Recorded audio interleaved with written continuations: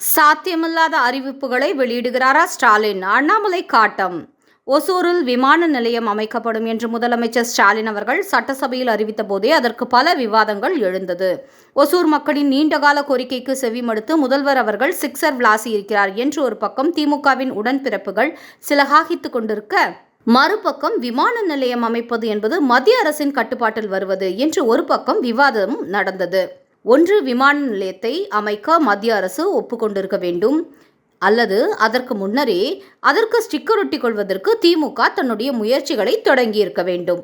இது இரண்டுமே இல்லை என்றாலும் கூட ஒசூரில் ஒரு விமான நிலையத்தை அமைக்க வேண்டும் என்ற கோரிக்கையை இவர்கள் மத்திய அரசுக்கு கொடுக்கலாம் என்பதை அப்படியே கொஞ்சம் பில்டப்பா விட்டு விமான நிலையம் அமைக்கப்படும் என்ற வாக்குறுதியாக முதலமைச்சர் தந்திருக்காரோ என்றுதான் எண்ண தோன்றுகிறது.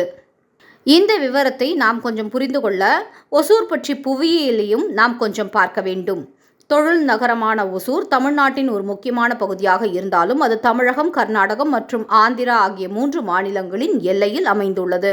சொல்லப்போனால் அங்கே தமிழ் பேசும் மக்களை விட கன்னடம் மற்றும் தெலுங்கு பேசும் மக்கள்தான் அதிகம். சமீபத்தில் கிருஷ்ணகிரி தொகுதியில் இருந்து தேர்ந்தெடுக்கப்பட்ட கோபிநாத் அவர்கள் கூட தெலுங்கு மொழியில்தான் எம்பியாக பதவியேற்றுக் கொண்டார். அதுவும் ஒசூர் நகரம் கர்நாடகாவின் தலைநகரமான பெங்களூருவிலிருந்து கிட்டத்தட்ட வெறும் 50 கிலோமீட்டர் தொலைவுதான். ஒசூர் நகரை பெங்களூரின் ஒரு பகுதி போலதான் கிண்டலாக கூறுவார்கள்.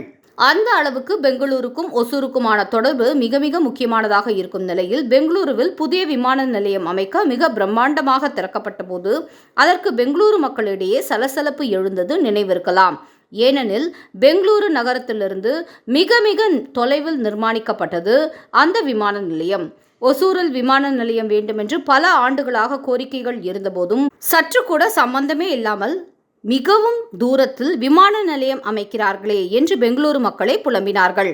சொல்லப்போனால் பெங்களூரு மக்களுக்கு ஒசூர் வந்து விமானம் பிடிப்பது எளிதான விஷயமாக இருக்க, பெங்களூரு மக்கள் விமான நிலையம் செல்வதை ஒரு ப்ராஜெக்ட் போலதான் நினைப்பாங்க. தமிழ்நாடு மற்றும் கர்நாடகா என்ற 2 மாநிலங்களின் எல்லை என்பதால் மக்கள் பொறுத்து கொண்டார்கள்.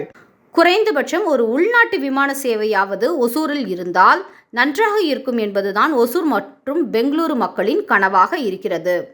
ஸ்டாலின் அவர்கள் ஒசூரில் உள்நாட்டு விமான சேவை அளிக்கும் வண்ணம் விமான நிலையம் கட்டமைக்கப்படும் என்று அறிவித்திருந்தால் கூட மக்கள் அதை உடனே நம்பி வரவேற்று இருப்பார்கள். ஆனால் ஸ்ட்ரைட்டா இன்டர்நேஷனல் ஏர்போர்ட் தான் என்று ஸ்டாலின் கூறியவுடன் மக்களிடையே லேசாக சந்தேகமும் எட்டி பார்த்தது. மத்திய அரசு கட்டுப்பாட்டில் இருக்கிற ஒரு விஷயத்தை ஸ்டாலின் ஜஸ்ட் லைக் தட் அறிவிக்கிறாரே என்ற சந்தேகம் மக்களுக்கு இருக்கு. ஆனால் ஸ்டாலின் அவர்கள் அறிவித்தது முற்றிலும் தவறான விஷயம் என்ற மிகப்பெரிய குண்டை தூக்கி போட்டுள்ளார் தமிழக பாஜக தலைவர் அண்ணாமலை. பெங்களூரு சர்வதேச விமான நிலையத்திற்கும் மத்திய அரசுக்கும் இடையே உள்ள ஒப்பந்த உடன்படிக்கையின்படி பெங்களூரு விமான நிலையம் தொடங்கப்பட்ட 2008ஆம் ஆண்டிலிருந்து 25 ஆண்டுகளுக்கு அதனுடைய 150 கிலோமீட்டர் சுற்றளவில் எந்த ஒரு புது விமானமும் கட்டமைக்கப்படக்கூடாது. இந்த சூழலில் நிறைவேற்றவே சாத்தியமில்லாத அறிவிப்புகளை வெளியிடுவது யாரை ஏமாற்றுவதற்காக என்ற கேள்வியை முன்வைத்திருக்கிறார் அண்ணாமலை.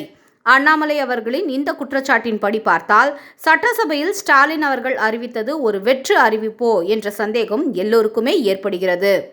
சரியான தகவல்களை சேகரிக்காமல் ஸ்டாலின் அவசரமாக அறிவிப்பு வெளியிட்டிருக்கிறார். இல்லை, முதல்வர் அவர்களை யாராவது தவறாக வழி நடத்துகிறார்களா என்ற சந்தேகமும் உடனடியாக எழுகிறது.